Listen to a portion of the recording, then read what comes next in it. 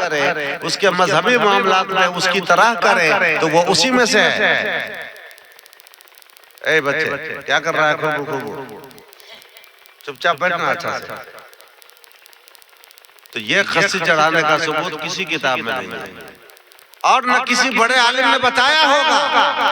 लेकिन गांव का मौलवी साहब सब चला जाता है लुंगी पहन के, पैजामा पहन के, लंबी लंबी टोपी पहन के, और वही मौलवी साहब सबको देख के लोग हम लोगों को कहते रहते हैं कि आप कहते हैं जायज नहीं है, मगर मौलाना बड़ी बड़ी टोपी वाले मौलाना को देखते हैं वहाँ।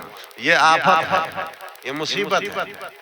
ये बड़ी बड़ी टोपी पहनने से बड़ा मौलाना हो जाता है कोई? बड़ी टोपी पहनने से या बड़ा कुर्ता पहनने से, लंबा लंबा जुब्बा पहनने से कोई बड़ा मौलाना नहीं हो जाता है। उसके लिए बड़ी बड़ी किताबें पढ़नी पड़ती है, तब जाके कोई बड़ा मौलाना होता है। तो मेरे दोस्तों, बिल्कुल ये खस्सी चढ़ाने का रिवाज बंद कीजिए। जब आपके बच्चे तालीम हासिल करेंगे, ये बच्चे खुद आपको रोकने लग जाएंगे। अब मुझे रोकने के लिए नहीं आना पड़ेगा, ये खुद रोकेंगे आपको। लिहाजा कभी भी वैसा काम न करिए जो हमारे मसलक को, हमारे मजहब को, हमारे दीन को आंच पहुंचाए, धक्का पहुंचाए, ज़र्ब लगाए। अल्लाह तबारक व तआला हमें तौफीक बख्शे। ये गलत चीजें हैं। मन्नत भी, आखिरी बात सुन लीजिए, मन्नत भी नहीं मानना चाहिए। ये हमारी माँ बहनें मन्नत मानने में बहुत तेज है। इसराइल साहब बहुत तेज है। कमाना नहीं ना पड़ता है इनको, कमाना तो पड़ता है मर्द को।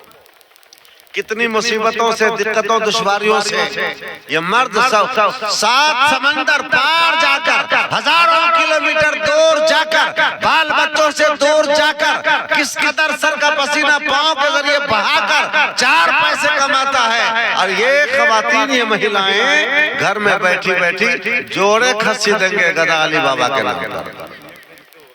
जोड़े खस्सी, जोड़े खस्सी में कितना पैसा लगता है, कुछ हिसाब जोड़ा है इसका? अब फिर खस्सी जोड़े जाएगा तो पैदल नहीं जाएगा ना, 4 चक्का भी उसके लिए चाहिए। और कहीं आदमी बढ़ जाए तो ट्रैक्टर चाहिए। अब जोड़े खस्सी के चक्कर में 50,000 का धक्का बेचारे गरीब शौहर को लगा दिया। तुम जुल्म करती हो अपने शौहर के ऊपर, ऐसी ऐसी मन्नतें मांगती हो जिस मन्नत का सबूत कुरान में नहीं, हदीस में नहीं, फिक़ह की किसी किताब में नहीं है। किसी भी किताब में इस तरह की मन्नत का सबूत नहीं है। तो अपने मन से मानती है। इस तरह की मन्नतें मानना जायज नहीं है। अगर कोई मन्नत मानती है कि अगर मेरी फला मुराद पूरी हो जाए तो मैं जाऊंगी ख्वाजा गरीब नवाज के मजार पे चादर चढ़ाऊंगी, ये सब मन्नतें बेकार हैं, नाजायज हैं। इन मन्नतों का कोई सबूत नहीं है। चादर चढ़ाने की मन्नत मानती है और नमाज पढ़ने की मन्नत नहीं मानती है, क्योंकि अपनी मेहनत पड़ेगी ना उसमें। खस्सी लाने में तो शौहर को मेहनत पड़ेगी।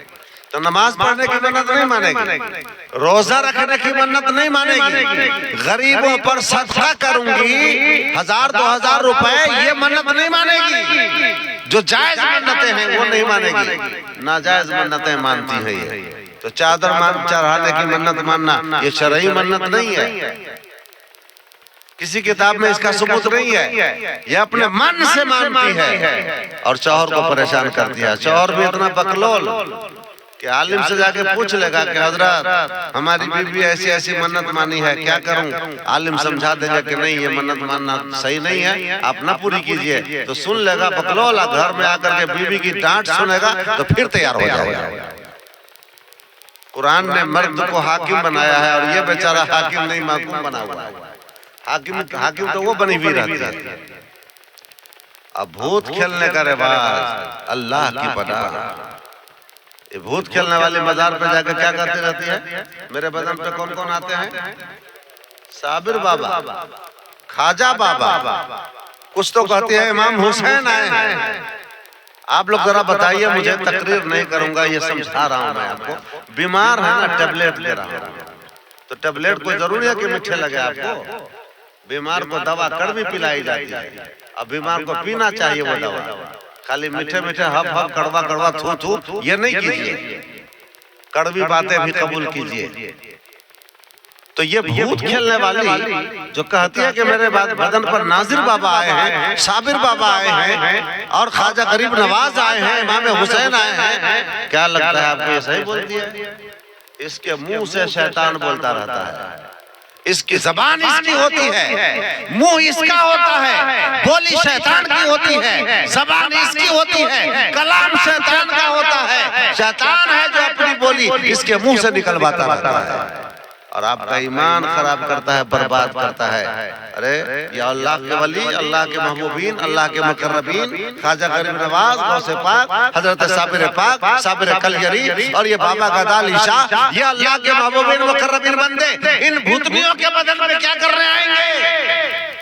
जिंदा थे तो इन्होंने गैर औरतों की जानिब, अजनबिया औरतों की जानिब निगाह उठा के नहीं देखा। आज वो इनके बदन पर सवारी करने आ जाएंगे।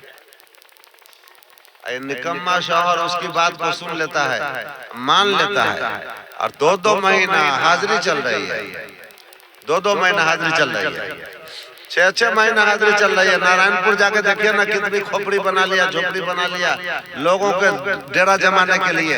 बुराइयां फैल रही है, बेहयाइयां फैल रही है और ये हाजिरी लगा रही है। अरे अल्लाह के वली की बारगाह में हाजिरी का क्या मतलब होता है? वहां काहे के लिए तारीख चलेगी? वहां तो एक मर्तबा कह दिया जाएगा नहीं आना है, तो फिर आएगा दोबारा। हजरत गौस पाक की बारगाह में एक शख्स पहुंचा, कहने लगा हुजूर मेरी बीवी के बदन पर मिर्गी का दौरा पड़ता है, 10 साल से इलाज करा रहा हूँ, ठीक नहीं होती है, कंगाल हो गया हूँ, अब आप करम फरमाइए। हजरत गौस पाक रज़ी अल्लाह ताला अन्हु फरमाते हैं तेरी बीवी पर मिर्गी का दौरा नहीं पड़ता, बल्कि कोहे अस्फहान से एक जिन आता है और तेरी बीवी को परेशान करता है।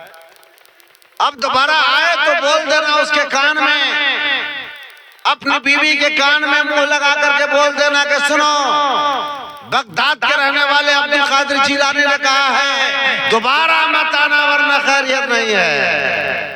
न कोई कुरानी आयत पेश किया, न कुल अल्लाह का वजीफा दिया, सिर्फ अपना नाम बता दिया कि बोल देना अब्दुल कादिर जिलानी ने कहा है दोबारा मत आना वरना खैरियत नहीं है। ये आदमी वही लेके चला इंतजार करने लगा कि आए तो मैं कहूँ। फिर वो दौरा पड़ा, बस बीवी के कान में मुंह सटाया और बोल दिया सुनो, बगदाद के रहने वाले अब्दुल कादिर जिलानी ने फरमाया है कि दोबारा मत आना वरना खैरियत नहीं है। इतना सुनना था, ऐसा गायब हुआ जैसे गधे के सर से